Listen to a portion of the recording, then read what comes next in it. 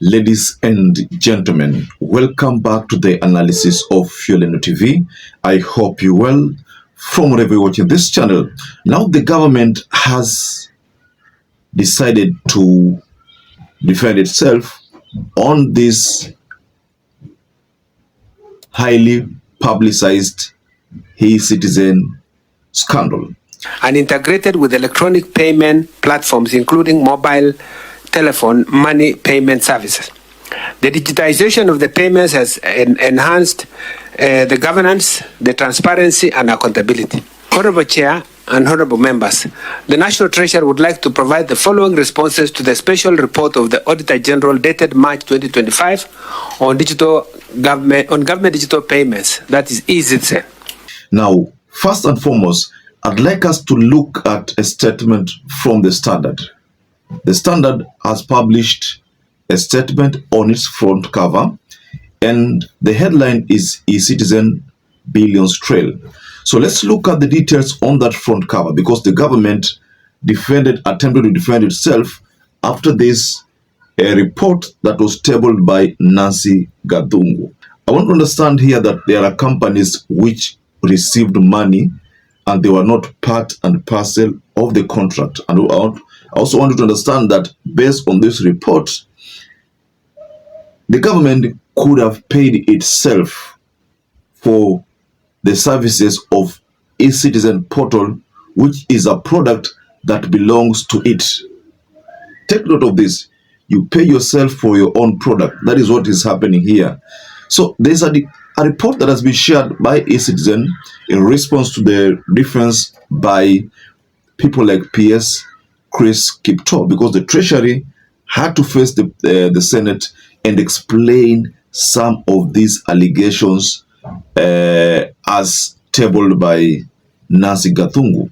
Now, but first and foremost, before I take you through the Standard newspaper, kindly take this opportunity, like this video, subscribe to our channel if you have not subscribed before, and to our existing subscribers, thank you so much for your support. ECITIZEN Billion Trail is what the Standard has published. Now, it says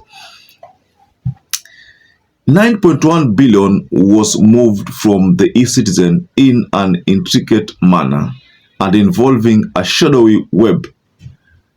A damning audit report has exposed how the money may have been siphoned off through illegal payments, unaccounted for, convenience fees, and questionable withdrawals.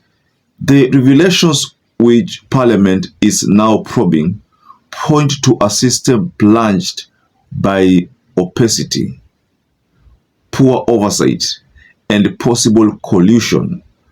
As lawmakers call for the platform's termination and a full-scale investigation, the scandal has reignited debate over the dangers of unchecked digitization without transparency. So that is what the story is telling us regarding that headline of ECITIZEN Billions Trail. So that if you look at the front cover again, there are some details there, and then there's Nancy GATHUNGU on the front cover. So let's look at this matter extensively, ladies and gentlemen. The ECITIZEN web. Nancy GATHUNGU has flagged irregular transactions worth 11 billion shillings. Chair, I'm Deputy Auditor General. Yeah. Two private entities that had been paid 127 million was under Wandabo Associates Limited, 63 million, and Gold Rock Capital Limited, also 63. The money was in exact equal. This ECITIZEN is not supposed to be operational. That's the truth. ECITIZEN platform is a scam. The whole thing is a crime scene. I don't even know where to start. I am actually, I don't know. I'm stressed. If I may take you back a bit to how the government was pushing the ministries, all of them to onboard the ECITIZEN platform, you find that somewhere there in November 2024, that is when there was an ultimatum by William Ruto, the president, 1 week ultimatum that all of these ministries should onboard the ECITIZEN portal. And just like I shared in a previous analysis, schools were again forced to use the 222 pay bill to collect fees. And then there was a complaint that what about parents who take maybe like goats, they take farm produce instead of fees. How are they going to channel that to the eCitizen portal? Then that was a big challenge again. Now, almost 1 year later, this is what we are being confronted with. So the government had to defend itself by sending the Treasury PS, Chris KIPTOO, who had to explain certain payments. Like for instance, there's a payment to eCitizen, to electronic citizen services, whereby 492 million was paid and $414,000 was also paid to that company. And the biggest concern is that this company is being paid without authorization. In fact, it was not part of the initial contract. The financial architecture of the eCitizen is to facilitate visibility and accountability of all inbound revenue. Following the presidential directive on digitizing government payments on 30th November 2013, the GDPU was established on 24th April 2014 under the National Treasury and was mandated to digitize all payments made into government in order to increase revenue collection, minimize the cost of collection, enhance service delivery, and also enhance transparency.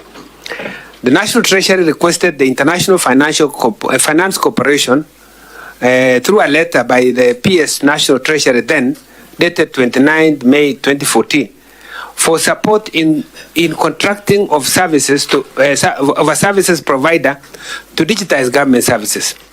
In response, the IFC contracted Webmasters Kenya Limited to implement the proof of concept for 10 services.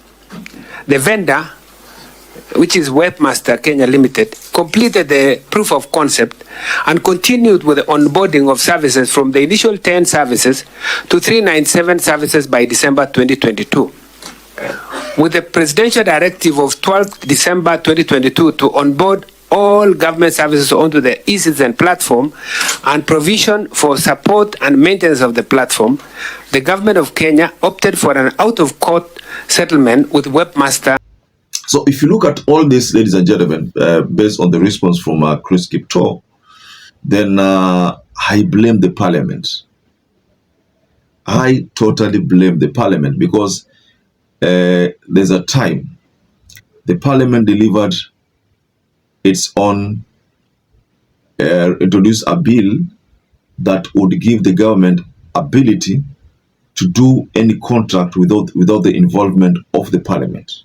They can sell KICC without the involvement of the parliament. Initially, the parliament had to be enjoined in all these matters, but because the parliament voted itself out of such arrangements, I think that could have created some loophole. That's the main reason why these kind of things are happening. If the parliament would have been the watchdog that Kenyans have always wanted. In fact, we can say the biggest failure is the parliament. In fact, Kenyans should look at a way of dealing with this parliament to just do away with the parliamentarians there. In fact, they have literally failed. They are the ones to blame on this kind of things, because if they introduced a bill, a motion in parliament, motion ambayo itawapokonya wenye mamlaka ya kuangalia yale mambo serikali inafanya. What was the intention behind it? Kwamba tujipigie kura, tujitoe kwa hii mambo, tusiangalie hizi mambo. So why would you vote yourself out of such kind of oversight roles?